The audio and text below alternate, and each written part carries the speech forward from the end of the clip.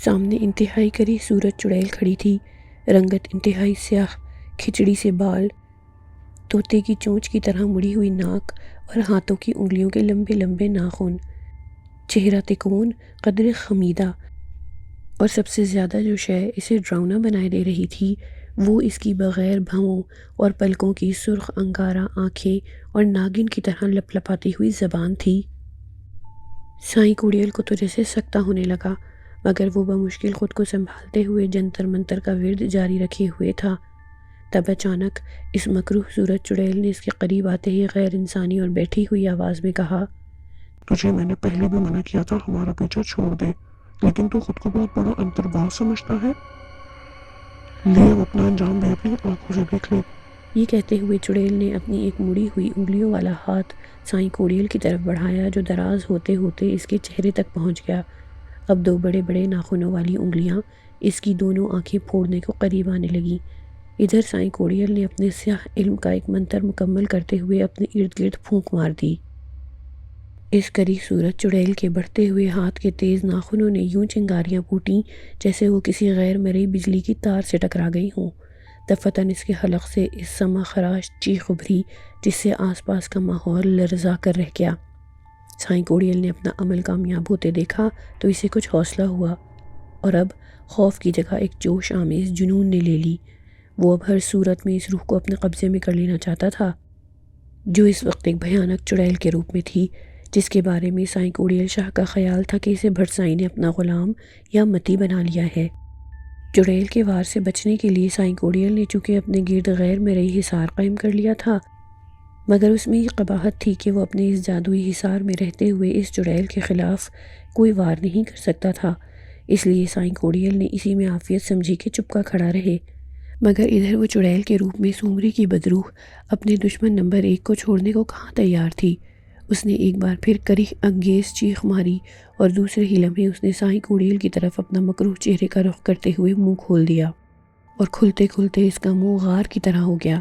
اس کے اندر سے لپ لپاتی ہوئی زبان کسی خوفناک اژدہے کی صورت میں باہر کو نکلی اور آگ کی پھنکاریاں مارتا ہوا اژدہا سائیں کوڑیل شاہ کی طرف بڑھنے لگا۔ سائیں کوڑیل نے یہ جو خوفناک منظر دیکھا تو اس کا رہا سہا حوصلہ دم توڑنے لگا۔ نہ جانے کیوں اسے احساس ہونے لگا کہ عافیت اسی میں ہے کہ اس بدروح کو قبضے میں کرنے کی بجائے اس سے جان بچا کر بھاگ لیا جائے۔ ادھر اس چڑیل کی زبان کی صورت میں اژدہا فضا میں بل کھاتا ہوا سائیں کوڑیل کے قریب پہنچا، اور پھر اس نے زور سے آگ کی پھونک ماری، شعلے لپکے اور دیکھتے ہی دیکھتے سائیں کوڑیل کے گرد آگ پھیل گئی۔ سائیں کوڑیل کا حفاظتی حصار جل کر راکھ ہو رہا تھا۔ اس نے جو اپنے غیر مرئی حفاظتی حصار کو اس طرح جلتے ہوئے دیکھا تو اس کی جان کے لالے پڑ گئے۔ اس نے جلدی سے اپنے چوغے میں ہاتھ ڈال کر ایک مردہ الو کی کٹی ہوئی گردن نکالی۔ سائیں کوڑیل نے اس پر کچھ پڑھ کر پھونک ماری اور پھر وہ کٹا ہوا سر ہوا میں اچھال دیا۔ فضا میں دور کہیں کسی الو کی سوگوار سی چیخ گونجی اور سائیں کوڑیل کے ہاتھ سے پھینکی ہوئی الو کی کٹی ہوئی کھوپڑی فضا میں معلق ہو گئی۔ پھر اگلے ہی لمحے الو کے کٹے ہوئے سر کی گول گول آنکھوں سے آنسوؤں کی جھڑی بہہ نکلی۔ اب الو کی وہ آنسو بہاتی کھوپڑی سائیں کوڑیل کے گرد معلق حصار میں لگی آگ کے اوپر گردش کرنے لگی، اور اس کی آنکھوں سے بہتے آنسوؤں سے حفاظتی حصار میں لگی آگ بجھنے لگی۔ اس کے بعد وہی کھوپڑی دوبارہ حصار سے باہر نکل کر چڑیل کی اژدہا نما شعلے اگلتی زبان کے اوپر معلق ہو کر اس پر آنسو برسانے لگی۔ اژدہے کے حلق سے ایک چنگھاڑ نکلی اور آنے واحد میں اس نے اپنا بڑا سا منہ پھاڑ کر الو کی کھوپڑی کو نگل لیا۔ قبرستان کے پرہیبت ماحول میں عجیب پراسرار سی گونج طاری تھی۔ مکروہ صورت چڑیل کی لمبی زبان جو ایک خوفناک اژدہے کی صورت پھنکارے مار رہی تھی، وہ الو کی کھوپڑی کو نگل کر کوڑے کی طرح ادھر ادھر لہرا رہی تھی۔ سائیں کوڑیل کے چہرے پر ایک بار پھر پریشانی کے آثار پھیلنے لگے تھے، تاہم اسے قدر تسلی تھی کہ اس نے اپنے گرد جو حفاظتی حصار قائم کیا ہے وہ ابھی محفوظ تھا۔ وہ اب خاموشی سے کھڑا چڑیل کے اگلے وار کا منتظر تھا۔ ایسے میں اچانک اژدہے نے ایک کریہ چنگھاڑ ماری اور پاگلوں کی طرح ادھر ادھر اپنا سر پٹکنے لگا۔ اژدہے کی حالت دیکھ کر سائیں کوڑیل کی چندی چندی آنکھوں میں مسرت جاگی۔ وہ جان گیا کہ اژدہے کو مردہ الو کی وہ آنسو بہاتی جادوئی کھوپڑی کو نگلنا کتنا مہنگا ثابت ہونے والا تھا۔ دفعتاً اژدہا یوں ٹکڑے ٹکڑے ہو کر فضا میں بکھر گیا جیسے اس نے الو کی کھوپڑی کی بجائے کوئی خطرناک بم نگل لیا ہو۔ ادھر چڑیل کے حلق سے بھی بڑی خرخراتی ہوئی آواز برآمد ہوئی تھی اور عجیب مضحکہ خیز انداز میں نیچے کو جھول گئی تھی۔ ایسے میں اچانک چڑیل نے اپنا دایاں ہاتھ بلند کیا تو سائیں کوڑیل کی روح فنا ہو گئی۔ وہاں اب مدھم سی روشنی میں چمکتا ہوا چوڑے پھل والا خوفناک خنجر نظر آ رہا تھا۔ اگلے ہی لمحے اس کریح صورت چڑیل نے اپنے حلق سے ایک بھیانک چیخ ماری اور اس خوفناک تیز پھل والے خنجر سے اپنی خون آلود زبان کاٹ دی۔ پھر کچھ دیر تک کوڑیل شاہ کو خونی نظروں سے گھورتی رہی۔ اس کے بعد خرخراتی آواز میں اس نے اسے مخاطب کیا، کوڑیل، آج تو میرے ہاتھ سے بچ گیا، مگر ہر بار ایسا نہیں ہوگا، اس لیے میں تجھے خبردار کرتی ہوں کہ میرا اور ملوک کا پیچھا چھوڑ دے، ورنہ بڑی عبرتناک موت مرے گا میرے ہاتھوں۔ جا، اب دفع ہو جا۔ چڑیل کوڑیل کو دھمکی دینے کے بعد کوہر آلود تاریکی میں غائب ہو گئی۔ سائیں کوڑیل اپنی جگہ دم سادے کھڑا رہ گیا۔ سکھا کے گرد پاس پڑوس کی بہت سی عورتیں جمع تھیں جو کافی دیر سے اس کی دل جمعی میں مصروف تھیں۔ سکھا کا رو رو کر برا حال ہو رہا تھا۔ پولیس اس کے دونوں بھائیوں میر نواز اور احمد نواز کو جب سے گرفتار کر کے لے گئی تھی، بیچاری سکھا نے بھائیوں کے غم میں رو رو کر برا حال کر لیا تھا۔ صبح سے شام ہونے کو آئی تھی مگر اس نے ایک لقمہ بھی روٹی کا اپنے حلق سے نیچے نہیں اتارا تھا۔ آہستہ آہستہ سب عورتیں روایتی انداز میں اس کی تسلی تشفی کر کے رخصت ہونے لگیں۔ تاہم ان خدا ترس عورتوں نے اتنا ضرور کیا تھا کہ ماسی مرادہ نامی ایک عمر رسیدہ عورت کو اس کے پاس چھوڑ دیا تاکہ اکیلی جوان جہان لڑکی گھر میں خود کو تنہا محسوس نہ کرے۔ ماسی مرادہ کا دنیا میں کوئی نہ تھا، بس وہ اسی طرح دوسروں کے سہارے اپنا گزر بسر کرتی تھی۔ سکھا کو اس سے کافی سہارا محسوس ہوا مگر دل غم سے بوجھل تھا۔ غبار اشکوں نے آنکھیں دھندلا دی تھیں۔ اس کا معصوم ذہن ناانصافی کی اس پرانی اور روایتی کتھا کو بھی تو سمجھنے سے قاصر تھا۔ جس کی لاٹھی اس کی بھینس، یہ توجہ تھی بے انصافی اور روایتی جبر کی۔ سکھا کے معصوم ذہن میں اور تو کچھ نہیں آیا، البتہ اس کے کانوں میں اس کالے بھجنگ انسپکٹر علی جا کے الفاظ ضرور گونجنے لگے جو اس نے اس کی داد و فریاد کے جواب میں اس سے کہے تھے، چھوکری، اپنے دونوں بھائیوں کی بے قصوری ثابت کرنے کے لیے تھانے آ جانا۔ سکھا جلاد صفت اور بدخصلت انسپکٹر علی جا کے ان الفاظ کی معنی خیزی نہیں سمجھ پائی تھی۔ اس نے تو ایک جال پھینکا تھا سکھا جیسی معصوم اور سادہ لوح چڑیا کے لیے۔ اب یہ چڑیا اپنی سادگی میں علی جا جیسے گھاگ شکاری کے جال میں پھنسنے کے لیے جا رہی تھی۔ شام کے سائے ابھی گہرے نہیں ہوئے تھے۔ سکھا نے چادر سنبھالی، ماسی مرادہ سے کسی اور جگہ جانے کا بہانہ کر کے وہ سیدھی تھانے پہنچی۔ وہاں شاید منتظر شکاری نے شکار کی متوقع آمد پر پہلے ہی سے گات لگا رکھی تھی، لہٰذا جیسے ہی سکھا تھانے کی عمارت میں داخل ہوئی، اسے ہاتھوں ہاتھ لیا گیا اور بنفس نفیس اسے انسپکٹر علی جا کے کمرے میں پہنچا دیا گیا۔ انسپکٹر علی جا ایک بدحیت پہاڑ کی طرح میز کے پیچھے کرسی پر دبکا بیٹھا تھا۔ کمرے میں غیر معمولی تنہائی پیدا کر دی گئی تھی۔ تھوڑی دیر پہلے جو دو سپاہی سکھا کو لے کر یہاں پہنچے تھے، انہیں فی الفور کمرے سے نکل جانے اور مخصوص اشاروں میں کچھ مزید ہدایتیں بھی دے دی گئی تھیں، لہٰذا اب کمرے میں سکھا اور انسپکٹر علی جا کے علاوہ کوئی تیسرا نہیں تھا۔ کمرے میں روشنی پھیلی ہوئی تھی۔ سکھا ہاتھ جوڑے انسپکٹر کی میز کے سامنے سراپا فریاد بنی کھڑی تھی اور انسپکٹر علی جا کی تیز گھورتی ہوئی شکرے جیسی آنکھیں اس کے حسین و معصوم سراپے کا جائزہ لے رہی تھیں۔ سائیں، میں آپ کے آگے ہاتھ جوڑتی ہوں، میرے بھائیوں کو چھوڑ دو، وہ بے قصور ہیں۔ سکھا عاجزی کے ساتھ اپنے دونوں ہاتھ جوڑ کر انسپکٹر علی جا سے بولی۔ اچھا؟ اس کی نالہ و فریاد پر انسپکٹر علی جا نے قہقہا لگانے والے انداز میں اپنا منہ پھاڑا اور پھر ایک جھٹکے سے کرسی سے اٹھ کر بدستور اس کے چہرے پر اپنی تیز نظریں گاڑے اس کے قریب پہنچ کر معنی خیز لہجے میں بولا، چھوکری، تیرے پاس اس بات کا کوئی ثبوت ہے کہ تیرے دونوں بھائی بے گناہ ہیں؟ اس کی بات سن کر بیچاری سکھا تھوڑا سا گڑبڑا سی گئی، پھر ملتجی لہجے میں بولی، ثبوت تو میرے پاس نہیں ہے، پر سائیں، میں اپنے بھائیوں کو اچھی طرح جانتی ہوں، وہ کسی کا خون نہیں کر سکتے۔ ہر خونی قاتل کی بہن کا اپنے بھائی کے بارے میں یہی جواب ہوتا ہے۔ انسپکٹر علی جا نے تھانے دارانہ انداز کا روایتی جملہ دہرایا۔ میں تمہارے پاؤں پڑتی ہوں سائیں، یہ کہہ کر سکھا سے سکتے ہوئے اس کے پیروں پر جھک گئی اور رندھے ہوئے لہجے میں بولی، سائیں، میرا ان بھائیوں کے سوائے اس دنیا میں اور کوئی نہیں ہے، آپ کو رب سائیں کا واسطہ میرے بھائیوں کو چھوڑ دیں۔ سکھا کی بے چارگی اور آنسوؤں سے پر آنکھیں کسی بھی صاحب دل کا دماغ جھنجھوڑ دینے کے لیے کافی تھیں، مگر اس ابلیس صفت پوری انسپکٹر علی جا کے کانوں پر جوں تک نہ رینگی تھی، بلکہ وہ سکھا کی قابل رحم حیت قضائی کو اور ہی نظروں سے دیکھ رہا تھا۔ تب اس نے پیروں پر جھکی ہوئی سکھا کو دونوں بازوؤں سے پکڑ کر کھڑا کیا اور جذبات کی پرتپش لرزش سے بولا، چھوکری، پیروں میں تیری جگہ نہیں ہے، ادھر آ، یہاں بیٹھ کرسی پر، آجا شاباش۔ بیچاری سادہ لوح سکھا کو شکرا صفت عالیجہ کے مکارانہ رویے نے حوصلہ دیا اور وہ اجرک کے کونے سے اپنی سرمگی آنکھوں کے غمناک گوشے پوچھتی ہوئی کرسی پر جا بیٹھی۔ عالیجہ اس کے قریب ہی میز پر سکھا کی کرسی کے بالکل قریب بیٹھ گیا۔ اس کی سانسیں ناپاک عزائم کی تکمیل کے جوش تلے بے ترتیب ہونے لگی تھیں۔ تب عالیجہ نے اپنا دایاں ہاتھ سکھا کے شانے پر رکھا۔ سکھا کو ایک جھٹکا لگا۔ اس نے سوچا کہ آج تک کسی مرد نے اس کے سر پر ہی ہاتھ دھرا تھا، یہ شانے پر ہاتھ دھرنے کا کیا مطلب تھا؟ تب پھر اس کے نسوانی وجدان نے اچانک اسے ہوشیار کیا۔ سکھا، تیرے بھائیوں کو میں آج ہی چھوڑ دوں گا، بس آج اور ابھی تھوڑا سا۔ عالیجہ کی آواز بھرراتی جا رہی تھی۔ سکھا تڑپ کر اٹھی۔ شکاری مغلوب الحوث ہو کر معصوم شکار پر جھپٹا۔ سکھا نے جھکائی دے کر خود کو انسپکٹر عالیجہ کی گرفت سے بچانے کی کوشش کی تو اس سئی میں اس کی چادر انسپکٹر عالیجہ کے ہاتھ میں رہ گئی۔ سکھا بیچاری ایک طرف لرزتی کانپتی ہوئی متوحش نگاہوں سے اس کی طرف دیکھنے لگی۔ سائیں، یہ آپ کیا کر رہے ہو؟ اڑی تھوڑی دیر کی تو بات ہے، آجا، پھر تیرے بھائیوں کو چھوڑ دوں گا نا، جلاد صفت انسپکٹر عالیجہ نے ہانپتی ہوئی آواز میں کہا اور پھر آگے بڑھ کر شکرے کی طرح سکھا پر جھپٹا۔ بے اختیار سکھا کے حلق سے لرزتی کانپتی ہوئی چیخ برآمد ہوئی، نہیں نہیں سائیں، مجھ غریب کے ساتھ یہ ظلم نہ کرو۔ وہ ہاتھ جوڑ کر گھگیائی۔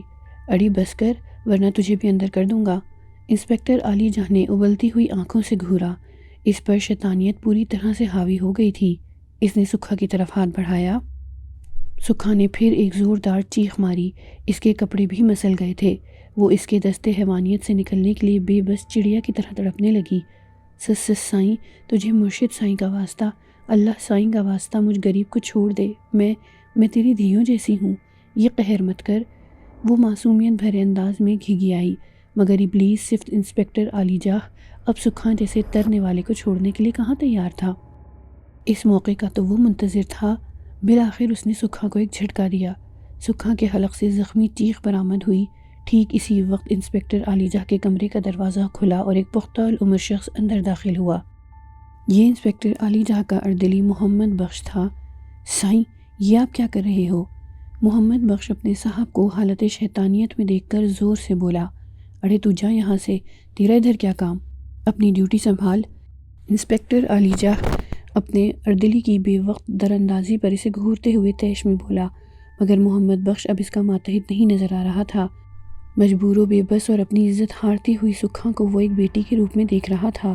اسے اس منظر نے پل بھر میں سب کچھ سمجھا دیا تھا، لہٰذا وہ اپنی آنکھوں میں غصے کی لپک لیے آگے بڑھا۔ اپنے افسر کی پرواہ کیے بغیر انسپکٹر عالیجہ کو پرے دھکیل کر سکھا سے دور کر دیا اور اپنے کندھے پر دھری میلی چیکٹ اچرک اتار کر سکھا کے اوپر ڈال دی، اور اس کے آگے ایک غیرت مند باپ کی طرح ڈھال بن کر کھڑا ہو گیا۔ سامنے غصے سے بھلکھاتے ہوئے اپنے افسر انسپکٹر عالیجہ کی طرف قہر بار نظروں سے گھورتے ہوئے غرا کر بولا، سائیں، یہ آپ کو نہیں کرنے دوں گا، چاہے میری نوکری ہی کیوں نہ چلی جائے۔ پھر وہ سسکتی ہوئی سکھا سے ملائمت بھرے لہجے میں بولا، چل میری دھی، تجھے گھر چھوڑ دوں۔ یہ کہتے ہوئے اردلی محمد بخش سکھا کے سر پر ہاتھ دھرے اسے کمرے سے باہر نکال لایا۔ انسپکٹر عالیجہ بپھرے ہوئے سانڈ کی طرح اپنی جگہ تل ملا کر رہ گیا۔ اڑی تو چری تو نہیں ہو گئی جو اپنے جوان جان دھی کو یوں تھانے بھیج دیا؟ پتہ ہے وہاں کیسے کیسے شیطان ہوتے ہیں۔ اردلی محمد بخش نے ماسی مرادہ کو قدرے ڈپٹتے ہوئے کہا۔ وہ سکھا کو اپنے ساتھ لے کر سیدھا اس کے گھر کے دروازے پر پہنچا تھا اور دروازہ ماسی مرادہ نے ہی کھولا تھا۔ اردلی محمد بخش نے اس بوڑھی عورت کو ہی سکھا کی ماں سمجھا تھا۔ ماسی مرادہ نے جو سکھا کی حالت دیکھی تو بے اختیار اپنے سینے پر دو ہتھڑ مار کر ہائے کرتے ہوئے بولی، اڑے قہر ہو گیا، تو کہاں چلی گئی تھی دھیے؟ یہ تیرے ساتھ؟ تشویش زدہ لہجے میں وہ اپنا جملہ بھی مکمل نہ کر سکی اور بے اختیار آگے بڑھ کر سکھا کو اپنے ساتھ لگائے اندر آ گئی۔ محمد بخش دروازے پر ہی کھڑا رہ گیا، مگر ماسی مرادہ نے صحن میں سے آواز دے کر اسے اندر بلا لیا، ادا اندر آ جا۔ محمد بخش کو ذرا تامل ہوا، مگر پھر کچھ سوچ کر جھکی شکستہ سی چوکھٹ سے اپنا سر نیچے کیے اندر صحن میں آ گیا۔ ماسی نے پریشانی اور گھبراہٹ کے ملے جلے انداز میں محمد بخش سے پوچھا، آپ بیٹھ ادا ادھر، مجھے بتا تو صحیح آخر ہوا کیا ہے؟ شکر کر مائی، جو ہونے والا تھا وہ نہیں ہوا۔ اردلی محمد بخش نے اس کی طرف دیکھتے ہوئے کہا، وہ چارپائی پر بیٹھا نہیں تھا، وہ ابھی تک ماسی مرادہ کو سکھا کی ماں سمجھے ہوئے تھا۔ اس نے مختصراً ماسی مرادہ کو سارے حالات سے آگاہ کیا تو ماسی مرادہ نے اپنا سر پیٹ لیا اور پھر سکھا کو گلے لگاتے ہوئے محمد بخش سے ممنونیت بھری لہجے میں بولی، ادا تو نے اس غریب لڑکی کی عزت بچا کر بہت بڑا کام کیا ہے۔ اللہ سائیں تیرے کو اس کا بڑا اجر دے گا، مرشد سائیں تیرے کو سدا آباد رکھے گا۔ محمد بخش اس کے لہجے پر چونکا، کیا تو اس کی ماں نہیں؟ تب ماسی مرادہ نے اسے سکھا اور اس کے حالات سے متعلق سب کچھ بتا دیا۔ محمد بخش سارے حالات جان کر دنگ رہ گیا۔ اسے اب بیچاری سکھا پر بے انتہا ترس آنے لگا۔ تب وہ آگے بڑھا اور بولا، تو آج سے میری دھی ہے، خود کو اکیلا نہ سمجھنا۔ میرا نام محمد بخش ہے، لالو چکی والے کی گلی میں ہی میرا گھر ہے۔ چاچا سائیں آپ میرے لیے رحمت کا فرشتہ بن کر آئے ہو، اللہ سائیں آپ کو خوش رکھے۔ پر اب وہ انسپیکٹر پتہ نہیں آپ کو۔ سکھا نے پہلی بار لب کشائی کرتے ہوئے محمد بخش سے اظہار ممنونیت کہا اور آخر میں تشویش ظاہر کرتے ہوئے اپنا جملہ ادھورا چھوڑ دیا، اس کی تو فکر نہ کر، وہ میرا کچھ نہیں بگاڑ سکتا۔ محمد بخش نے ہلکی سی مسکراہٹ کے ساتھ ملائمت سے کہا، وہ زیادہ سے زیادہ یہی کرے گا نا کہ مجھے نوکری سے نکال دے گا، مجھے پھانسی تو نہیں چڑھا دے گا۔ اتنا کہہ کر وہ ماسی مرادہ اور سکھا کو دوبارہ تھانے نہ جانے کی تنبیہ کرتے ہوئے وہاں سے رخصت ہو گیا۔ جاتے جاتے اس نے انہیں یہ بھی تسلی دی تھی کہ وہ معمولی ملازم ضرور ہے مگر معمولی انسان نہیں ہے۔ ترکے ایک بااثر زمیندار سے اس کے مراسم ہیں، اس کے ذریعے وہ میر نواز اور احمد نواز کو جلد پولیس کے چنگل سے چھڑانے کی کوشش کرے گا۔ یہ اس سے اگلے دن دوپہر کا ذکر تھا۔ ماسی مرادہ اور سکھا تھوڑی دیر پہلے ہی کھانے سے فارغ ہوئے تھے کہ اچانک دروازے پر دستک ہوئی۔ اس وقت سکھا صحن میں ہی موجود تھی۔ بآواز اس نے پوچھا، کیرا؟ میں ہوں محمد بخش کا بیٹا مراد بخش۔ باہر سے ایک جوان آواز ابھری، بابا نے مجھے ایک پیغام دے کر بھیجا ہے۔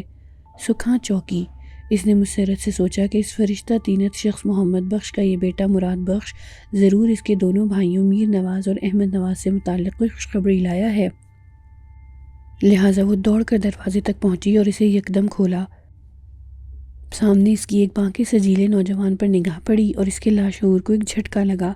ایک اس کی آنکھوں سے ارد گرد کے سارے منظر محو ہونے لگے۔ صرف ایک ہی منظر اس کی احاطہ نگاہ پرشوق میں سما گیا تھا، ایک شہزادہ جس کے خد و خال وہ تنہائیوں میں اندر ہی اندر بنتی رہی تھی۔ وہ سپنوں کا شہزادہ بالکل حقیقت کا روپ دھارے اس کے سامنے کھڑا مسکرا رہا تھا۔ پاپلر کے درخت کی طرح لمبا چوڑا، دریائے سندھ کے چوڑے پاٹ کی جیسی اس کی چھاتی، گھنگریالے بال، پر وجاہت نقوش، روشن اور چمکدار آنکھیں، وہ بھی اس کو دیکھنے میں محو تھا۔ اس نے شلوار قمیض اور سر پر شیشے کے کام والی جاموٹ طرز کی سندھی ٹوپی پہن رکھی تھی، کاندھوں پر اس کے اجرک تھی۔ دروازہ کھلتے ہی سکھا پر جیسے ہی اس کی نظر پڑی تو گویا اس کی دنیا ہی تہو بالا ہو کر رہ گئی۔ ایسا کامل اور مجسم حسن اس کی نظروں نے پہلی بار دیکھا تھا۔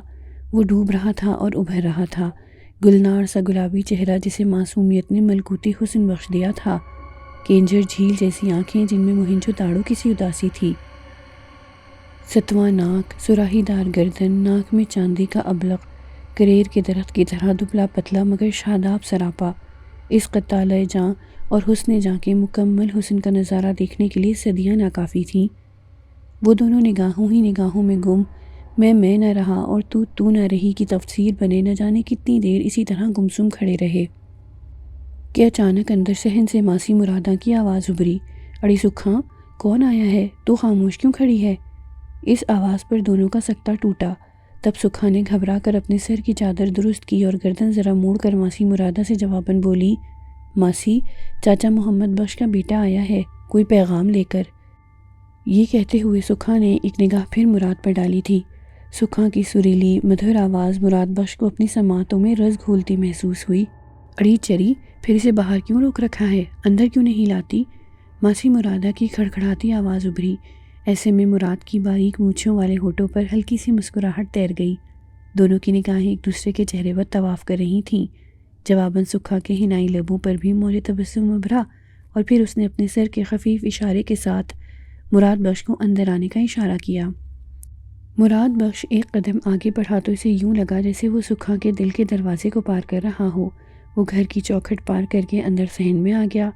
سامنے کھری چارپائی بچھی ہوئی تھی جس کے قریب ہی ماسی مرادہ کھڑی شفقت بھری نظروں سے مراد بخش کو دیکھ رہی تھی۔ آ پٹ، ادھر بیٹھ جا، تیرا پیو محمد بخش تو چاک ہے؟ مرادہ نے پوچھا۔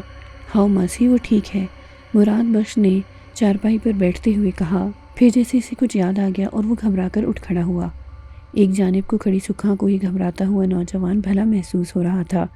اس کے دلکش لبوں پر مسکراہٹ تھی، جبکہ سرمگی نگاہوں کے ترچھے تیر مراد بخش کے چہرے پر کھپے ہوئے تھے۔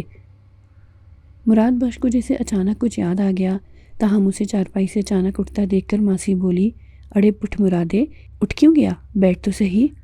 نہیں ماسی، میں ذرا جلدی میں ہوں، پیو نے مجھے ایک پیغام دیا تھا۔ وہ جھجکتے ہوئے ماسی کی طرف دیکھ کر بولا، مگر اس کی نظروں کا مدار ہر بار بدل جاتا۔ وہ بڑی مشکل میں تھا اور نہیں چاہتا تھا کہ اس کے دل کا چور آنکھوں کے راستے ماسی مرادہ پڑھ لے۔ کیا پیغام پٹ؟ بالآخر ماسی نے مجھ سے پوچھا۔ ماسی، وہ ابا گوٹھ پیارو کھوسا کے ایک زمیندار حاجی ارسلہ خان سے ملا تھا۔ وہ بہت اچھا، شریف اور غریبوں کا ہمدرد زمیندار ہے، مراد بخش بتانے لگا۔ ادھر سکھا گم سم کھڑی ایک شہزادے کے لہجے کی گونجدار دھمک کو اپنے دل میں کسی ضرب محبت کی طرح محسوس کر رہی تھی۔ اس کی نگاہیں اس پر جمی ہوئی تھیں، جن کی حلاوت مراد بخش کو بھی محسوس ہو رہی تھی، اور وہ اپنی پیشانی عرق آلود ہوتی محسوس کرنے لگا تھا، حالانکہ موسم سردی کا تھا۔ میرے ابا اور زمیندار صلاح خان تھانے جا کر میر نواز اور احمد نواز کو چھڑانے کی کوشش کریں گے۔ بابا نے امید تو دلائی ہے کہ کام ہو جائے گا۔ کیا تم سچ کہہ رہے ہو؟ میرے بھائی جیل سے چھوٹ جائیں گے؟ اپنے بھائیوں کی رہائی سے متعلق اس امید افزا بات پر سکھا نے بے اختیار مسرت بھرے لہجے میں مراد بخش کی طرف دیکھ کر کہا، تو مراد بخش کو جیسے اپنی سماعتوں میں شہد سے زیادہ مٹھاس گھلتی ہوئی محسوس ہونے لگی۔ اس نے ایک نظر اس کے معصوم چہرے پر ڈالی اور بے اختیار دل اس پریوش سے ہم کلام ہونے کو آمادہ بشوق ہوا۔ وہ بولا، ہاں میں سچ کہہ رہا ہوں، بلکہ مجھے پوری امید ہے کہ یہ کام آسانی کے ساتھ ہو جائے گا۔ اڑے پٹ، تیرے پیو محمد بخش کا احسان ہم کبھی نہیں اتار سکتے، ماسی مرادہ ممنونیت بھرے جذبات سے بولی۔ ادا محمد بخش تو واقعی ہمارے لیے رحمت کا فرشتہ بن کر آیا ہے۔ نہیں ماسی، اس میں احسان کی کیا بات ہے؟ یہ تو بابا کا فرض تھا۔ یقین کرو اگر میں بابا کی جگہ ہوتا تو اس ذلیل انسپکٹر کو تھانے میں ہی اچھی طرح سبق سکھاتا۔ سکھا اس کے لہجے کی گھن گرج پر دنگ رہ گئی تھی۔ اس کڑیل جوان کے لب و لہجے سے تحفظ کا سا احساس ہو رہا تھا۔ سکھا کو اندر ہی اندر ایک عجیب سے فخر کا احساس ہونے لگا۔ اس کی نگاہوں میں مراد بخش ایک محفوظ محافظ کی سی حیثیت سے نظر آنے لگا۔ اچھا ماسی، اب میں چلتا ہوں۔ وہ جانے لگا۔ سکھا بے چین ہو گئی۔ ماسی مرادہ نے جلدی سے کہا، اڑے پٹ ٹھہر، تو تیرے لیے چائے پانی کا تو بندوبست کر لوں؟ نہیں ماسی، اس کی ضرورت نہیں، بابا نے مجھے جلد واپس لوٹنے کا کہا تھا۔ اچھا، خدا حافظ۔ مراد بخش نے سلام کیا اور لوٹتے سمے غیر ارادی طور پر اس کی نظریں سکھا کی نظروں سے ٹکرائیں۔ دو پیاسی نگاہوں کا ملاپ ہوا، پھر تو جیسے سمندر چھلک پڑے، مگر ابھی ان بہرے جذبات کو ایک ذرا انتظار درکار تھا۔ پھر کب آؤ گے؟ سکھا کی بے چین نگاہوں نے پوچھا۔ میرا تو یہاں سے جانے کو دل ہی نہیں چاہ رہا، مراد بخش کی نگاہ شوق نے جواب دیا۔ تو پھر ایک لمحے کو ذرا ٹھہر کیوں نہیں جاتے؟ سکھا کی نگاہ الفت نے سوال کیا۔ سماجی مجبوری آڑے آ جاتی ہے۔ کیا تم چاہتی ہو کہ ہماری معصوم اور پاکیزہ محبت بدنام ہو؟ ہرگز نہیں میرے سریجن، ہرگز نہیں۔ جاؤں اب میں؟ ہاں جاؤ، اللہ حافظ۔ اللہ حافظ۔ اڑے منشی جمعہ خان، یہ بچل مٹھو کے بارے میں کچھ بتانے جیسا ہوا یا نہیں؟ وڈیرے سالار خان نے اپنے تہبند کو درست کر کے دونوں ٹانگیں چارپائی سر سکیڑ کر سامنے مونڈھے پر براجمان منشی جمعہ خان سے کھرکھراتی آواز میں پوچھا۔ سمجھ میں نہیں آتا سائیں وڈا، بچل نے اس رات قبرستان میں ایسا کیا دیکھ لیا ہے کہ جب سے اپنی حواسوں میں ہی نہیں ہے، بس چریا سا ہو گیا ہے، کچھ بتاتا ہی نہیں۔ منشی نے مؤدبانہ انداز میں جواب دیا، اس کا مطلب ہے یہ بھی گیا کام سے؟ لگتا تو ایسا ہی ہے سائیں وڈا، منشی نے گول مول سا جواب دیا۔ تو ایک کام کر منشی، حکم کرو سائیں، وہ ہے نا اپنا گلشیر، ہاؤ سائیں، اسے میرے پاس بھیج ذرا۔ سائیں وڈا کوئی پیغام دینا ہو تو مجھے بتا دیں، میں اسے کہہ دوں گا۔ ہاں یہ صحیح ہے، تو ایسا کر اسے ذرا بھٹ سائیں کے پیچھے تو لگا دے، یہ اپنا مٹھو تو گیا کام سے، بچل بھی ہونے نہ ہونے کے برابر ہے۔ برابر سائیں، ہو جائے گا یہ کام۔ اسی اثنائے راہ ایک چاکر اندر آیا اور دست بستہ مؤدبانہ انداز میں وڈیرے سے بولا، سائیں بھوتار، وہ سائیں کوڑیل شاہ آیا ہے۔ وڈیرہ اس اطلاع پر بری طرح چونکا اور پھر سیدھا ہو کر چارپائی پر بیٹھتے ہوئے گرجدار لہجے میں بولا، اڑے بابا بھیج اس کو اندر، باہر کیوں کھڑا کیا ہے؟ ہلونج۔ تھوڑی دیر بعد سائیں کوڑیل اتاق میں داخل ہوا۔ اس کے ہمراہ 2 چیلے اربیلو اور مگو بھی تھے۔ بھلی کرائیو پیر سائیں، بسم اللہ بسم اللہ۔ وڈیرے نے اپنے دونوں ہاتھ استقبال کے لیے پھیلائے۔ کوڑیل شاہ سے بغیر گیر ہوا۔ اس کے عقب میں وڈیرے کا وہی چاکر بھی ہاتھ باندھے حکم کا منتظر تھا۔ وڈیرا اپنے اس چاکر سے بولا، اڑے بابا تکڑا، اپنے پیر سائیں کے واسطے چاہ پانی کا بندوبست کر، ہلونج۔ وہ چاکر مؤدبانہ انداز میں اپنا سر ہلاتا ہوا اتاق سے نکل گیا۔ آؤ آؤ پیر سائیں، ادھر بیٹھو، آپ کا تو دیدار ہی مہنگا ہو گیا ہے۔ ہم کو حکم کرتے ہم حاضر ہو جاتے، آپ نے کیوں تکلیف کی؟ آپ کی آمد سر آنکھوں پر۔ نہیں بابا، ایسی بات نہیں، آپ بھی ہمارے لیے محترم ہو سائیں۔ بس ایک ضروری بات کرنی تھی، اس لیے خود سیدھا آپ سے بات کرنے آ گیا۔ سائیں کوڑیل وڈیرے کے ایما پر ایک اونچے پشتے والے مونڈھے پر براجمان ہو گیا اور وڈیرا چارپائی پر۔ دونوں چیلے اربیلو اور مگو زمین پر بچھی صاف ستھری رلیوں پر بیٹھ گئے۔ سائیں کوڑیل نے گلا کھنکھار کر صاف کیا، پھر وڈیرے کی طرف دیکھتے ہوئے گہری سنجیدگی سے بولا، وڈیرا سائیں، آپ سے ایک بہت ضروری بات کرنی تھی مگر۔ اس نے اپنا جملہ دانستہ ادھورا چھوڑتے ہوئے ترچھی نظروں سے منشی جمعہ خان کی طرف دیکھا۔ وڈیرا سالار خان فوراً اس بات اور رخ نظر کا مطلب سمجھتے ہوئے بولا، پیر سائیں، جس طرح یہ دونوں خاص آدمی ہیں، بالکل اسی طرح یہ منشی بھی اپنا خاص ماڑوں ہے، آپ بلا جھجک بات کریں۔ وڈیرا سائیں، جس بات سے میں تیرے کو آگاہ کرنے آیا ہوں وہ بڑی خاص نوعیت کی ہے، اور اس کا پتہ میں نے دن رات ایک کر کے بڑی کڑی ریاضت کے بعد چلایا ہے۔ سائیں کوڑیل کا لہجہ اچانک پراسرار اور سرگوشیانہ ہو گیا تھا۔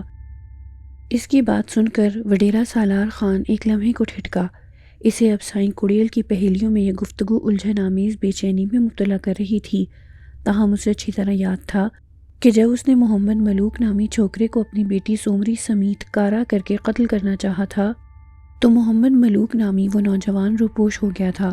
پھر اس نے سائیں کوڑیل سے اس بارے میں مدد چاہی تھی کہ وہ اپنے علم کے ذریعے اس نوجوان کا پتہ لگائے۔ یہ بہت پرانی بات تھی۔ وڈیرا وقتاً فوقتاً اس کام کے بارے میں سائیں کوڑیل سے پوچھتا رہتا تھا، مگر اسے ہنوز کامیابی نصیب نہیں ہوئی تھی۔ مگر آج بالکل غیر متوقع طور پر سائیں کوڑیل کو اپنے اتاق میں دیکھ کر وڈیرا سالار خان خوش ہو گیا تھا اور جان گیا تھا کہ سائیں کوڑیل ضرور کوئی خاص خبر لایا ہے، کیونکہ اس کا اچانک آنا خالی اس علت نہ تھا۔ اور جب سائیں کوڑیل نے وڈیرے سے خاص نوعیت کی خبر سنانے کو کہا تو وڈیرا جلدی سے باچھیں پھیلاتے ہوئے بولا، ہاؤ ہاؤ سائیں بولو، میں سن رہا ہوں، اور یہ بھی مجھے پتہ ہے کہ آپ کو اس کام میں کتنی محنت کرنی پڑی ہے۔ اس چھوکرے محمد ملوک کا ہم نے پتہ چلا لیا ہے، جسے تو نے اپنی بیٹی سومری کے ساتھ کارا کیا تھا اور جو بعد میں فرار ہو گیا تھا۔ سائیں کوڑیل نے جیسے اچانک انکشاف کیا، اچھا سائیں، یہ تو بڑی بات بتا دی آپ نے، مجھے ایک بار اس کمینے کا پتہ چل جائے میں اسے خون میں نہلا دوں گا۔ وڈیرا عالم تیش میں دانت پیستے ہوئے بولا، مگر وڈیرا سائیں، اس بار اس چھوکرے کو ہلاک کرنا تیرے لیے اتنا آسان نہ ہوگا، کیونکہ وہ بہت بڑی طاقت بن چکا ہے۔ سائیں کوڑیل کے سنجیدہ اور پراسرار لہجے نے وڈیرے سالار خان کو بری طرح چونکنے پر مجبور کر دیا تھا۔ وہ قدرے حیرت آمیز الجھن سے اس کی طرف دیکھ کر بولا، یہ آپ کیا کہہ رہے ہو پیر سائیں؟ ہم ٹھیک کہہ رہے ہیں، وہ بہت بڑی طاقت اختیار کر چکا ہے، اس کے ساتھ اب تمہیں سوچ سمجھ کر نمٹنا ہوگا۔ سائیں کوڑیل مل نے کہا۔ اس کی نظریں خلا میں کسی غیر مرئی نقطے پر مرکوز تھیں۔ ادھر وڈیرا سالار خان بدستور الجھن آمیز پریشانی کے ساتھ سائیں کوڑیل کا چہرہ دیکھنے لگا۔ پھر وہ بے چین لہجے میں سائیں کوڑیل سے بولا، آخر پتہ تو چلے پیر سائیں کہ مردود کدھر ہے، اور اس نے دانستہ اپنا جملہ ادھورا چھوڑا۔ سائیں کوڑیل متانت آمیز پراسراریت سے بولا، بھٹ سائیں کے بارے میں تو جانتے ہو نا؟ ہاؤ، جانتا ہوں۔ وڈیرے کو اپنی آواز دور سے آتی ہوئی محسوس ہوئی۔ وہی تو محمد ملوک ہے وڈیرا سائیں۔ مجھے پہلے ہی اس مردود پر شک تھا کہ یہی محمد ملوک ہوگا۔ وڈیرا یہ کہتے ہوئے یکدم تیش میں اپنی جگہ سے اٹھ کھڑا ہوا اور منشی جمعہ خان کی طرف ایک نظر ڈالی۔ وہ بھی وڈیرے کی طرف ایسی فاتحانہ نظروں سے دیکھ رہا تھا جیسے کہہ رہا ہو، سائیں وڈا، میری بات درست ثابت ہوئی نا؟ اڑے منشی بابا جلدی کر، میری 2 نالی بندوق تو لے کر آ، میں ابھی اسے خون میں نہلا کر آتا ہوں۔ سائیں کوڑیل شاہ ہاتھ کے اشارے سے گمبھیر لہجے میں وڈیرے کو بیٹھنے کے لیے کہتے ہوئے بولا، بیٹھ جاؤ وڈیرا سائیں، اب تمہیں جوش کی بجائے ہوش سے کام لینا ہوگا۔ پیر سائیں، مجھے اس کی پرواہ نہیں کہ پورے گوٹھ والے اس کے مرید بن چکے ہیں، اور اگر میں نے محمد ملوک کے بھیس میں بھٹ سائیں کو ہلاک کر دیا تو پورے گوٹھ والے میرے خلاف ہو جائیں گے۔ وڈیرے نے نخوت آمیز تیش سے کہا، غصہ اور آتش انتقام سے وہ بری طرح کانپ رہا تھا۔ اڑے بابا، تو سمجھتا کیوں نہیں؟ پہلے میری پوری بات تو سن لے، یا پھر میں چلا جاؤں؟ سائیں کوڑیل نے وڈیرے کی طرف دیکھ کر کہا تو وڈیرا سالار کچھ سوچ کر چارپائی پر بیٹھ گیا، تاہم ابھی اس کا پورا وجود غصے کی زیادتی کے باعث مرتعش تھا۔ یہ بات اگرچہ اپنی اپنی جگہ درست ہے کہ محمد ملوک بھٹ سائیں کے بھیس میں پورے گوٹھ والوں کے لیے روحانی شخصیت اختیار کر چکا ہے، لیکن اس طرف سے بھی تمہیں سوچ سمجھ کر قدم اٹھانا پڑے گا اب اس کے خلاف، مگر اس کی اصل طاقت اب بھی تیرے کو پتہ نہیں۔ اس لیے کہتا ہوں، اگر تو نے ہوش کی بجائے جوش سے کام لیا تو خود اپنا نقصان کر بیٹھے گا وڈیرا سائیں۔ آخر پتہ تو چلے پیر سائیں، اس کے پاس آخر ایسی کون سی طاقت آ گئی ہے جو تیری سوچ سے بھی بڑھ کر طاقتور ہو چلا ہے، اتنا کہ خود میں اگر اس پر ہاتھ ڈالنا چاہوں تو کئی بار مجھے سوچنا پڑے گا۔ تو سمجھتا کیوں نہیں؟ سائیں کوڑیل کی اس گفتگو سے پہلی بار وڈیرے کے چہرے پر غصے اور طیش کی جگہ الجھن نے لے لی تھی۔ کوڑیل شاہ نے ایک طویل ہنکاری بھری پھر گمبھیر لہجے میں وڈیرے کو بتانے لگا، محمد ملوک یعنی بھٹ سائیں کو کالے علم اور سفلی علم پر دسترت حاصل ہو گئی ہے، اور اس نے اپنی جان کی حفاظت کے لیے ایک انتہائی طاقتور بدروح کو اپنا محافظ بنا رکھا ہے، اور وڈیرا سائیں، تمہارے فرشتوں کو بھی نہیں معلوم کہ شیطانی طاقتوں کی حامل بدروح در حقیقت کون ہے۔ کون ہے وہ؟ وڈیرے کے منہ سے بے اختیار نکلا۔ وہ ہونقوں کی طرح کوڑیل شاہ کا چہرہ تکنے میں محو تھا۔ اسے کوڑیل شاہ کی بات پر پورا یقین تھا کہ وہ غلط ہرگز نہیں کہہ سکتا تھا، کیونکہ خود اسے کالے علوم کے توڑ کا ماہر سمجھا جاتا تھا۔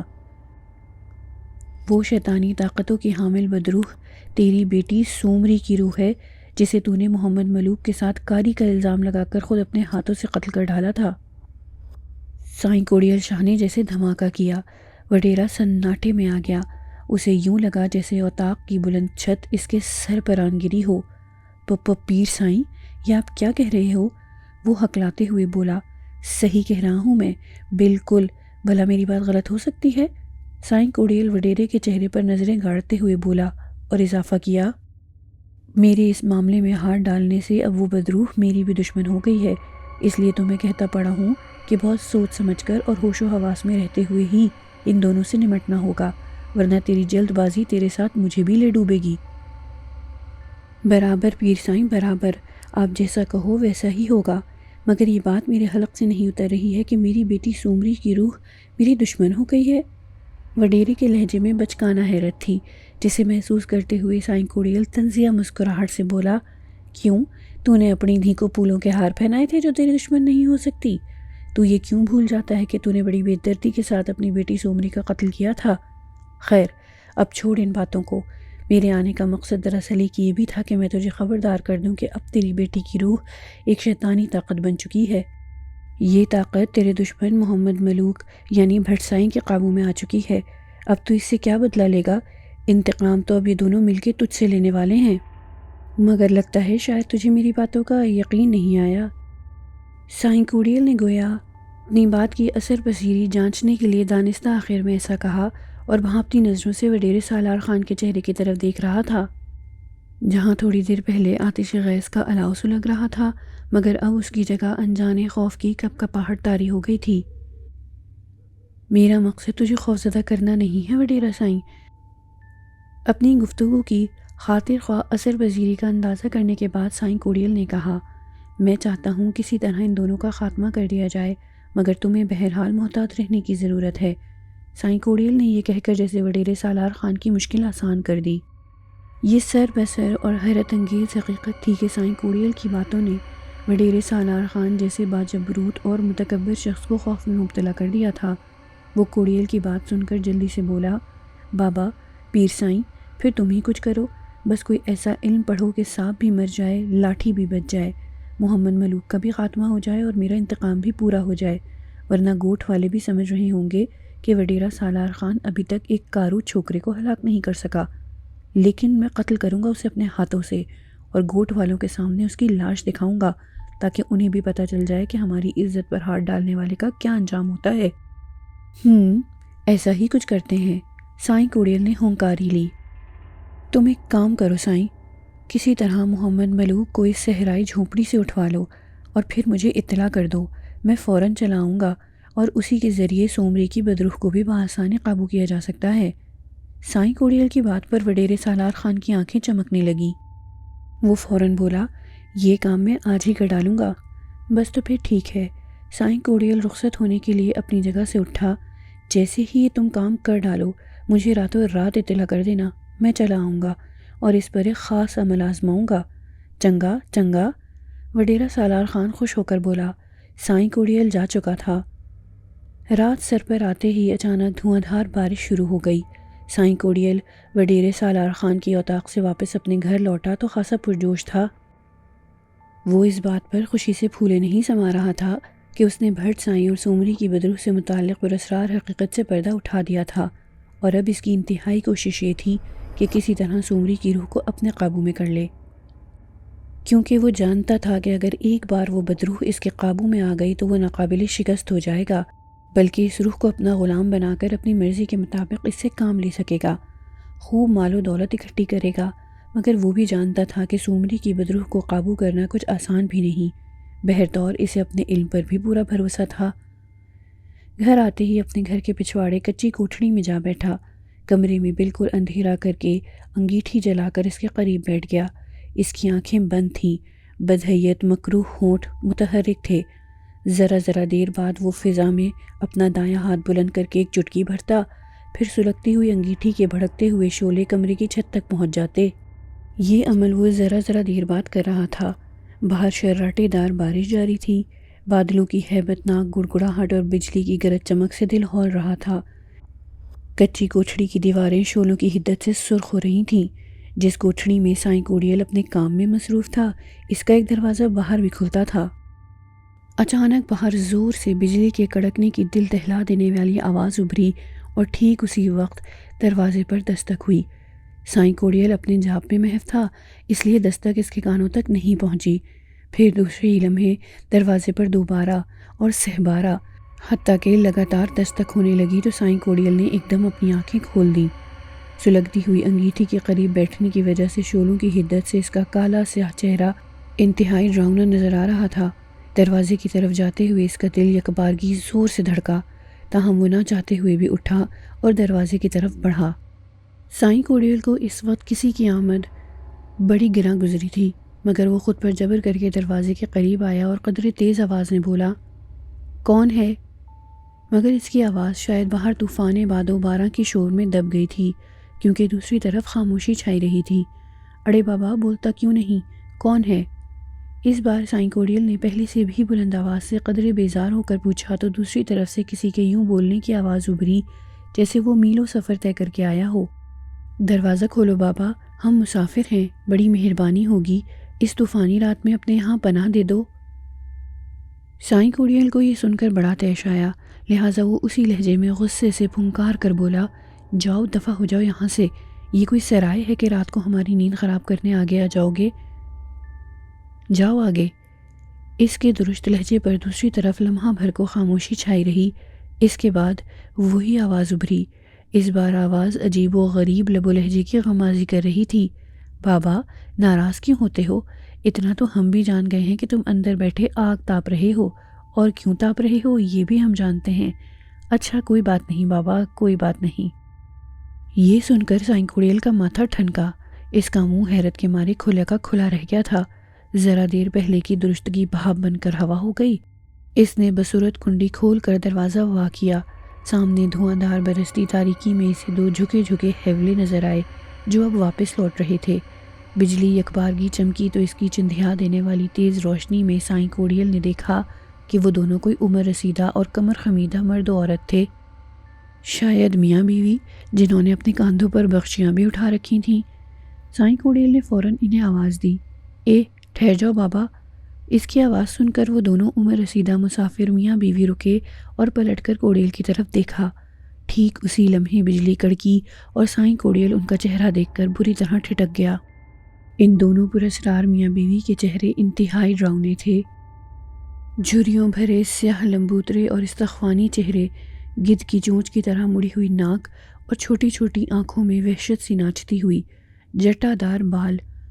سائیں کوڈیل نے انہیں ہاتھ کے اشارے سے بلایا، آؤ آؤ، آ جاؤ۔ وہ دونوں ضعیف میاں بیوی ایک دوسرے کی طرف معنی خیز مسکراہٹوں سے دیکھتے ہوئے واپس پلٹے اور سائیں کوڈیل ان دونوں کو اندر لے آیا اور دروازہ بند کر دیا۔ لے بالکے، لگتا ہے تو کسی کالے منتر میں مصروف تھا، کیا آتما شکتی حاصل کرنا چاہتا ہے؟ پر اس میں تو بڑا جیون کشٹ کرنا پڑتا ہے۔ بوڑھے نے سلگتی ہوئی انگیٹھی کی طرف بغور دیکھتے ہوئے معنی خیز لہجے میں کہا۔ وہ بوڑھا ارد گرد بکھرے ہوئے جنتر منتر سے متعلق دیگر لوازمات خبیثہ کو بھی بڑی دلچسپی سے دیکھ رہا تھا۔ صحن میں انسانی کھوپڑی، کچھ مردہ جانوروں کی ہڈیاں اور ان کے اندرونی جسم کے اعضاء بھی شامل تھے۔ ایک غلاظت بکھری تھی جو مجموعی طور پر اس تاثر کو ہوا دیتی تھی کہ یہاں سفلی علوم پر کام ہو رہا ہے۔ سائیں کوڈیل پر اسرار بوڑھے کے معنی خیز تبصرے پر چونکا۔ اب وہ متاثر نظر آنے لگا تھا اور اسے ایسا محسوس ہونے لگا تھا کہ یہ بوڑھا کوئی اونچی چیز ہے، ورنہ اسے کیسے معلوم ہوا کہ کوٹھڑی کے اندر کیا ہو رہا تھا؟ تاہم سائیں کوڈیل نے ایک اور بات بھی محسوس کی تھی کہ یہ دونوں میاں بیوی شکل و صورت اور لب و لہجے سے کسی اور ہی علاقے کے معلوم ہوتے تھے، مقامی ہرگز نہیں تھے۔ پہلا خیال اس کے ذہن میں خانہ بدوشوں کا ابھرا تھا۔